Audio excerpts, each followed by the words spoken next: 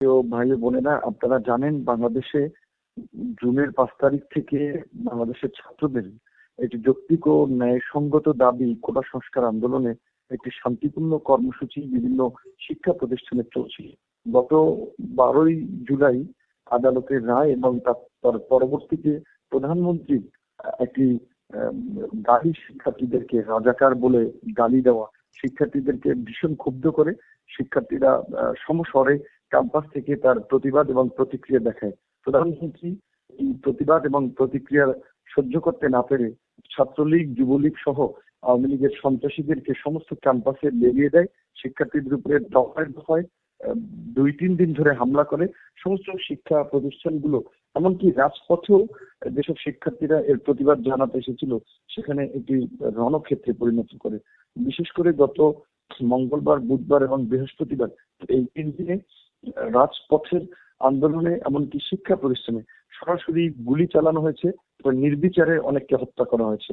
আজকে বৃহস্পতিবারই আমাদের কাছে একটি তথ্য আমরা বিকালবেলা পেয়েছিলাম, সেখানে 17 জনের হত্যার কথা আমরা জানতে পেরেছিলাম এবং সন্ধ্যার পরে এই সংখ্যাটি আমাদের অনুমান এটি প্রায় অর্ধ শতাধিকে হতে পারে, আমরা সম্পূর্ণটুকু জানতে পারিনি।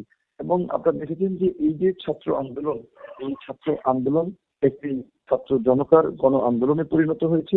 কারণ এই সরকারের যে গত 17 বছর ধরে মানুষের প্রতি অত্যাচার, নির্যাতন, হামলা, মামলা এবং নির্মমতা, এই সব কিছুর জবাব মানুষ রাজপথে এই আন্দোলনের মাধ্যমে দিয়েছে। এমনকি সেখানে ছাত্রলীগ, যুবলীগ এবং সরকারি দলের সন্ত্রাসীদেরকে জনগণ রাজপথে পরাজিত করেছে, তাদেরকে রাজপথ থেকে ধাওয়া দিয়ে সরিয়ে দিয়েছে এবং তারা লেজ গুটিয়ে পালিয়েছে। সরকার ছাত্রলীগ, যুবলীগের সন্ত্রাসীদের পাশাপাশি সরকার তার প্রশাসনকে ব্যবহার করেছে।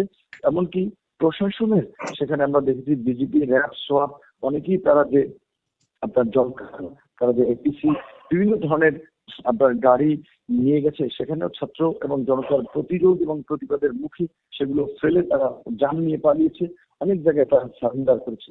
কার্যত সরকারের একটা বড় ধরনের পরাজয় ইতিমধ্যেই হয়েছে এবং সরকার যে জনমতের বাইরে গিয়ে শিক্ষার্থীদের দাবিকে কর্ণপাত না করে সেটাতে শক্তি দিয়ে দমন পীড়ন করে যে আন্দোলনকে নকশাত করার একটা চেষ্টা করেছিল, সেটিতে পুরোপুরি ব্যর্থ হয়েছে। সরকারের এই ব্যর্থতা এবং এই নৈতিক ও মানবিক যে মানসিক যে পরাজয়, এটি যেন দেশ এবং দেশের বাইরের মানুষ যেন সঠিক সঠিক তথ্যটি জানতে না পারে, সেজন্য তারা সারা দেশে ইন্টারনেট বন্ধ করেছে। এবং আপনারা জানেন যে এই ছাত্রদের উপরে ধারাবাহিক গুলি করা, হত্যা করা এবং নির্যাতন, নির্বিচারে গুলি করে মানুষ হত্যা, এর প্রতিবাদে এই ঘাতক সরকারের পদত্যাগের দাবিতে শুক্রবার বাদ জুম্মা ঢাকায় জাতীয় প্রেস ক্লাবের সামনে থেকে এবং সারা দেশের জেলা পর্যায় থেকে সকল বিরোধী দল সম্মিলিতভাবে সর্বদলীয় আপনার একটি বিক্ষোভ মিছিল করবে সরকারের পদত্যাগের দাবিতে। যে কারণে সরকার একদিকে ছাত্র জনতার প্রতিবাদ এবং প্রতিরোধ, অন্যদিকে রাজনৈতিক দলগুলোর এই কর্মসূচি ঠেকানোর জন্যই ইন্টারনেট বন্ধ করে একটা ক্র্যাকডাউন চালাচ্ছে, রাতে বিভিন্ন জায়গায় গণগ্রেপ্তার চালাচ্ছে, অসংখ্য মানুষকে বাসা থেকে তুলে নিয়ে যাচ্ছে এবং এই সমস্ত ঘটনাগুলো যেন মানুষ না জানতে পারে সে কারণেই ইন্টারনেট বন্ধ রাখা হয়েছে। গণমাধ্যম অনেকটাই সরকারের নিয়ন্ত্রণে, কাজে গণমাধ্যমে কখনোই প্রকৃত চিত্রটা আসবে না।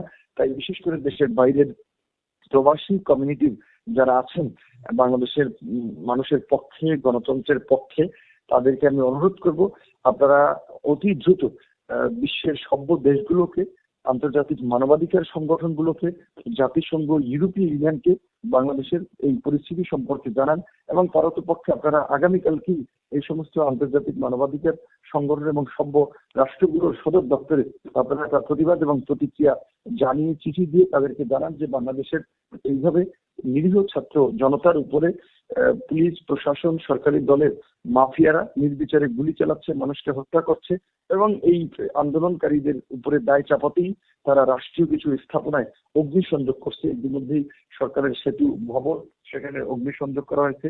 বাংলাদেশের যে বিটিভির কার্যালয় রয়েছে সেখানে অগ্নিসংযোগ করা হয়েছে।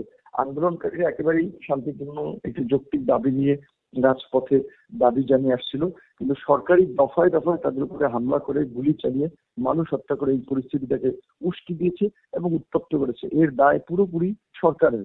এবং ইতিমধ্যেই এই কোটা সংস্কার আন্দোলন এখন যে পর্যায়ে আছে তাতে মানুষ মনে করছে যে এই যে সরকার যে আলোচনার টোপ দিয়েছে, শিক্ষার্থীরা যদি সরকারের সাথে আলোচনায় বসে তাহলে সরকার এই আন্দোলনটাকে দুর্বল করে আন্দোলনের নেতৃত্ব দেওয়ার কারণে আন্দোলনকারী প্লাস হচ্ছে যারা যেখানে ছাত্র জনতা প্রতিবাদ এবং প্রতিরোধ গড়ে তুলেছে তাদের বিরুদ্ধে মামলা দিবে, হয়রানি করবে, নতুন করে একটা ক্র্যাকডাউন করবে।